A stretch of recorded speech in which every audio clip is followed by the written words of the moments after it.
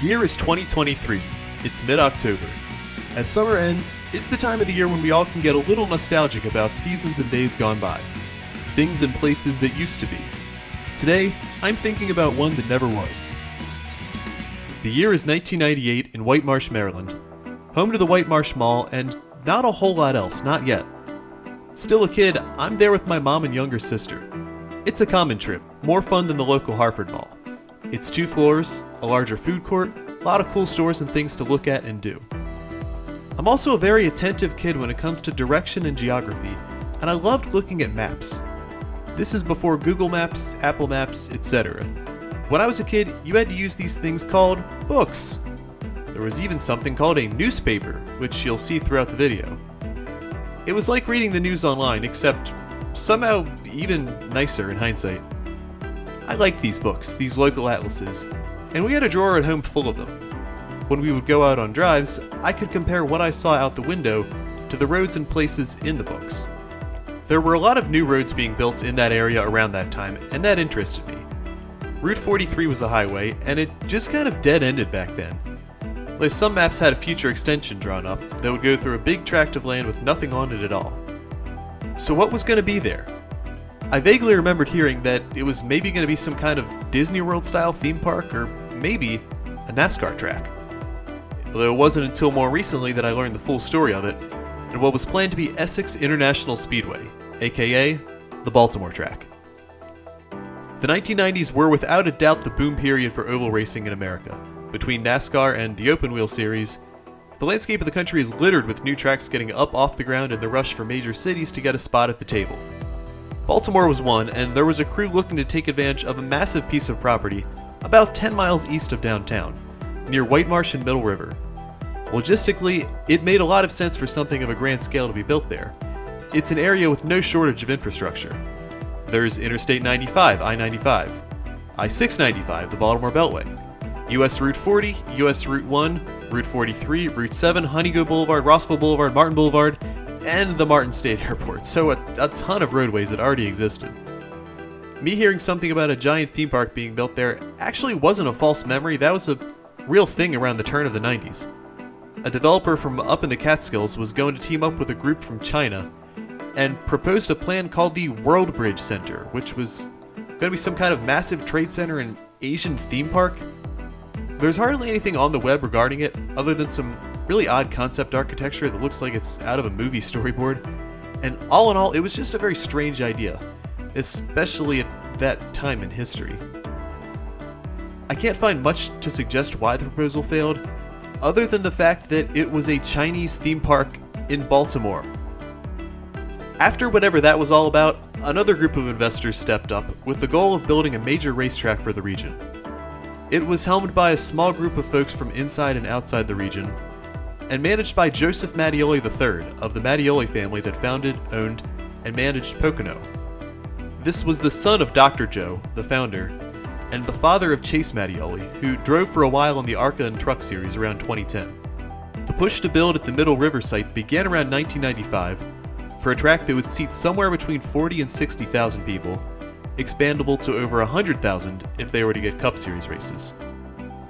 It was a paved oval, somewhere around a mile in length, but there was never a rendering of the project. And the name itself was odd, Essex International Speedway. That'd be like calling Charlotte Motor Speedway Concord Motor Speedway. No one outside the immediate area really knows or cares where Concord or Essex are, and the track outside Baltimore wasn't even in Essex. If anything, it was in Middle River. So I don't know why they weren't marketing it as just the Baltimore Motor Speedway or something like that. The proposal was in committee for a few years, and then when it seemed to fall through, the team attempted to shift the location of the track to Russet, an area by Fort Meade about halfway between the Baltimore and Capitol Beltways. And then when that fell through, settled on a plot of land north of Pasadena and just south of the Key Bridge at the bottom of the Baltimore Beltway. When all was told and said and done by the turn of the millennium, the project was dead and Baltimore was left out of the musical chairs of new tracks. So what happened and why did it fail? I've gone into archives and found 3 major categories and reasons why construction never started. Reason number 1. The people didn't want it. This might come as a shock, I know, but local residents anywhere have a tendency to get aggravated when a racetrack, or anything, is proposed near them. Happens every time, and unless you're building out in the desert, you're going to have to wade through a whole bunch of community efforts to shut you down. It wasn't unanimous here, but there was a lot of opposition to the track being built in Middle River. There were some really syrupy articles like this one about how the folks around there are all these simple rural beet farmers who live on the edge of a major city near a giant empty piece of land surrounded by development. You're kind of just asking for trouble, because unless it's bought as parkland, there's no way that's going to last as is very long. "I'll stand in front of the bulldozers," Bill says. Adam and Sarah say they've given up their retirement to fight the track. People will protest anything. On any given project, you're going to find at least a handful of residents who would march on Washington to stop, a shed from being built within eyesight of their property. And then the larger scale the proposal is, the more extreme they become, like World Bridge, where you had people who thought it might bring in heroin cartels from Asia. So, while I'm slightly unsympathetic because in doing my research for this report, I'd reached out on a bunch of local Facebook groups to ask if any longtime residents had any memories of the Speedway fight, and had my messages deleted and join requests denied, so I can be a little salty since their points of view weren't available. Rewind. Baltimore County is working on the extension for White Marsh Boulevard, Route 43, south through this large undeveloped property, south towards Eastern Avenue and the Martin State Airport. Most of the funding is there, they're just trying to determine what else it's going to involve in terms of wetlands, sewage, and the other usual infrastructure keys. They're open to the idea. If Baltimore is going to get a racetrack, this location is about as good as it's going to get, and now or never, so in 1995, the drums of promotion start to beat. Late in that year, you start to see some stuff pop up as they begin to hash it out with the county executives and planning commissions get drawn. Do we want a racetrack? There's some that will say yes, no matter what, and some that will say no with no exceptions. There's no question that it would provide an economic boost for the area, which is starting to slip since some of the more traditional and industrial jobs and businesses in the region have begun to shutter, like Bethlehem Steel. On the flip side, existing residents are concerned about property values and potential pollution. The pollution concern is a little bit of nonsense because the track isn't going to be allowed to be constructed without meeting all of the guidelines beforehand, but it is in a region that has no doubt had issues with it in the past, in an area with the fragile ecosystem of countless rivers and marshes along the bay. They would have to pass all of the tests. Looking back through the newspaper archives, there's actually some very good reporting going on in terms of info, which is shocking to hear about in this day and age. Some comparisons to other tracks projects, and the economic impact they had, and some point-counterpoint feedback from residents in the area with some comments from race fans, and their experiences at other tracks in neighboring states. Baltimore was still a very unknown and untested market. There was virtually no history of oval-style racing in the metro area, particularly past the 1950s, and the only racing period had been on horses. But as time went on through 1997, Joe Mattioli was starting to get his butt kicked by the local residents who weren't in favor, and a meeting with the Civic Association clearly did not go according to plan, though he insists that he has no plan on backing down and quitting, seemingly to genuinely hope that things will work out. Both sides bring in heavy hitters in terms of interest groups and figureheads, but the protesters bring in perhaps one of the most powerful lobbies of the 1990s. Cue the scary music. MAD. Mothers Against Drunk Driving. Now, don't get me wrong, there's nothing funny about drunk driving, and it's a serious crime, but this group had a ton of influence back in the day. I'd sort of forgotten about all that. At their height, they were essentially a prohibition movement. And here in the late 90s, they're on fire and coming out in force to protest alcohol advertisements in racing. Mattioli had gotten Bobby Allison, who I believe was still working out his bankruptcy from his hospital bills and willing to do anything for the sport, to do some grand tours of the area as an ambassador, and that included tending bar in Middle River for a night. Well, that did not go over well with Mad, and there was a back and forth between them and Mattioli on the place of beer and alcohol in sports. And here we've got Adam again, fresh out of retirement, coming after Kyle Petty cutouts because they could be interpreted as advertising to kids. But all of the bickering didn't matter as much as the concrete facts and regulations that the Speedway group had to face with the county and the local officials, especially in the construction of White Marsh Boulevard and other needed roads associated with the project. Adam says the end is near, and they seem to quietly sidestep away from that plot of land and down to Russet. Once again, there were concerns about existing residential housing and traffic in the area, and in this instance, I think that it's understandable. I'm guessing that the track was going to be located here, an area that's still to this day only slowly being built up. But it's a tight fit in an area that already has a lot going on around it. You're in that sort of traffic hell between Baltimore and Washington, and the two highways it intersects, routes 32 and 295, are both only 2 lanes each way and prone to some severe congestion. It's also really right across the road from Fort Meade and the NSA, and it doesn't seem like a good piece of land for something like a major racetrack. And our friend Adam, never shy to get in the papers, celebrates, saying that his role in the fight has inspired him to run for office. But all's not lost. There's still one ace left in the hole. The Key Bridge site, north of Pasadena, where they don't have to worry about upsetting a community because there is no community. The Francis Scott Key Bridge carries the Baltimore Beltway over the Patapsco River at the bottom edge of the city. If you've ever gone to the Inner Harbor or Fort McHenry and seen a bridge in the distance, this was it. It's the back door into Baltimore, and I don't mean that in a particularly positive way. It is a wasteland down there. Mining pits, chemical plants, landfills, scrapyards, basically nothing of any scenic value, and nothing a racetrack could do could make a worse environmental impact than what was already taking place down there. And today it doesn't look all that different from the air than it did back then when the track was proposed just south of the bridge. There was a little bit of resident opposition from further down in Riviera Beach and Pasadena proper, but not too fervent, and the local government began checking boxes off to approve construction should it move forward. But it never did. Why? Well, reason number 2 had a lot to do with it. Reason number 2. NASCAR didn't want it. That's right, NASCAR really didn't explicitly have all that much interest in a Baltimore track, something that the Middle River Group and Mattioli didn't seem to grasp on multiple occasions. They were operating under the impression that if they built it, the races would come.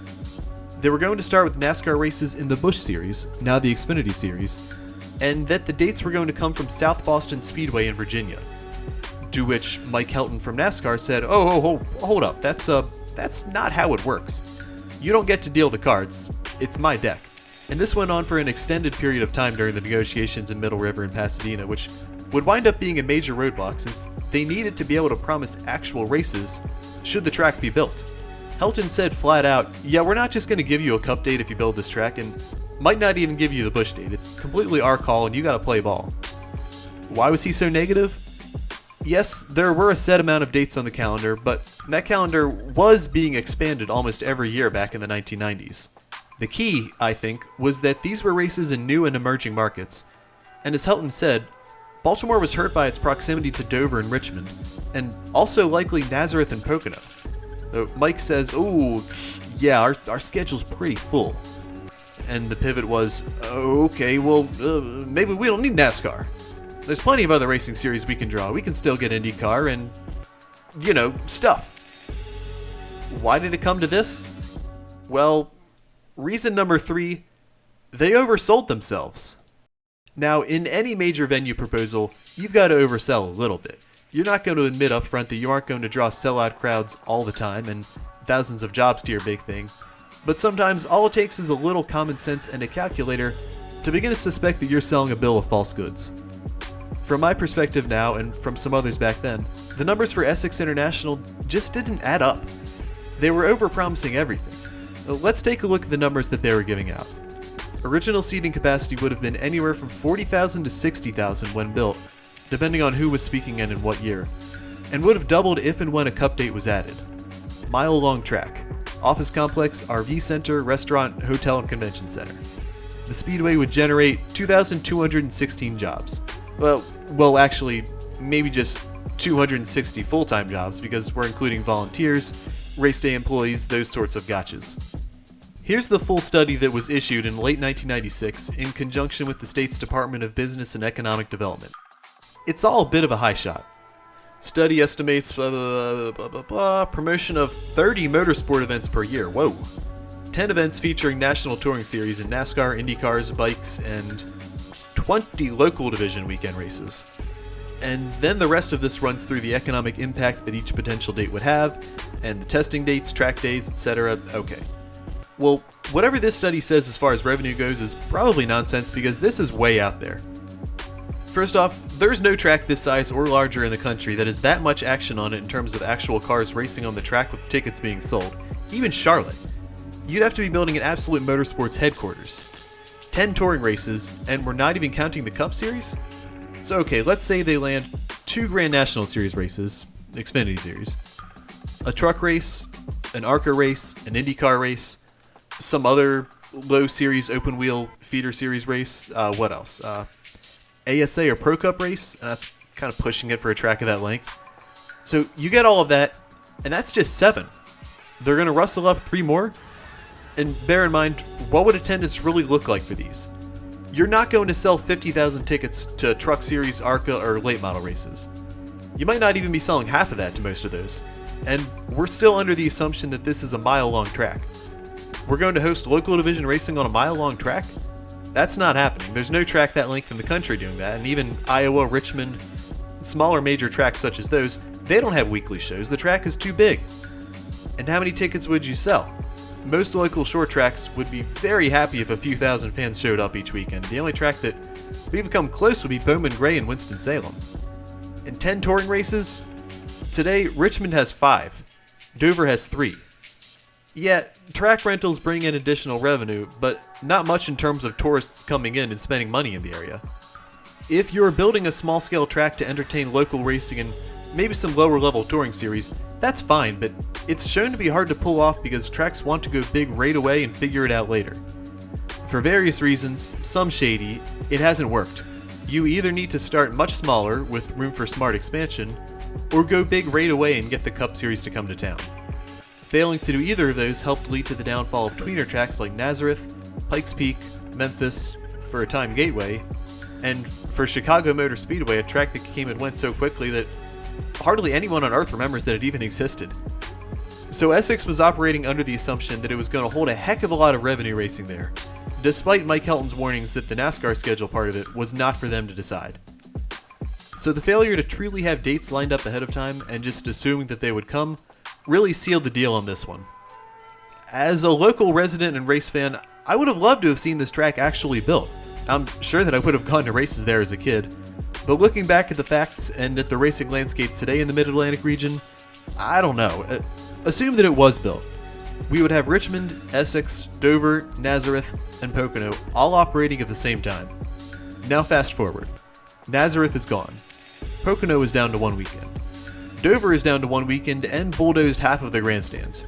Richmond is getting a little shaky. IndyCar has pulled out of the region altogether and has no dates. So who's to say that the Maryland track would even still be open? Maybe it would have replaced Dover or Richmond. I would have been angry if I was a local fan old enough to understand all this and be involved in it, but Mike Helton may have been correct. The region was saturated, and there wouldn't have been room for another major oval track. If only they listened to this random newspaper commenter in 1997, very aptly named Mr. Emerson Champion, who hit on an absolute home run with this letter to the editor. A dedicated short track 3/8 of a mile would be a much more realistic project, but doesn't have any of the sexy appeal that a major developer would want to get involved with, I guess. Well, his words went unheeded, and Essex International Raceway became a NASCAR never.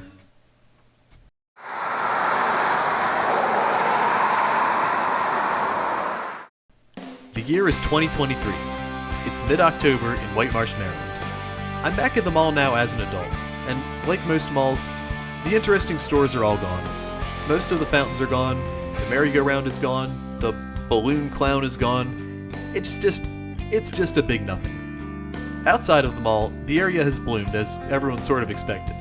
The development that was encroaching in the 90s has fully enveloped it now, and the new extension of Route 43 was open to traffic in 2006. Here's the before and the after. Was anything special built on the racetrack property? No.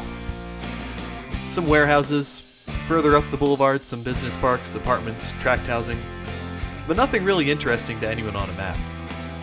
Funny thing is, the only map they still really produce, the big Rand McNally book, the road extension isn't even on it.